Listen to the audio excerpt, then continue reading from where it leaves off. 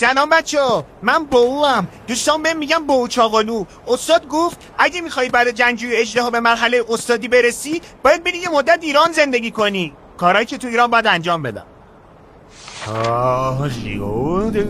اومدیم خونه امام بزرگ محمد و بعد از اینجا زنده برگردیم. به نظر چالش آسونی میاد. وسط تابستون چایی آوردم. ها چایی. بریم واسه چایی دوم. خیلی خوبه. آخه عجب آهنگ دلیه. ایرانی‌ها چرا انقدر چای میخورن؟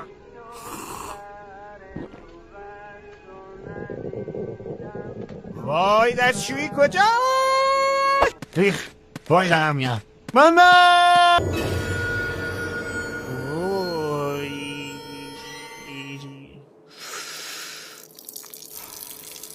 آرامش درون.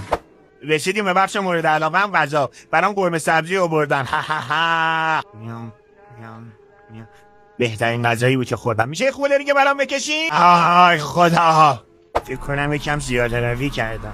این چالش روز اول بود. تا بعدی خدافظ دیگه.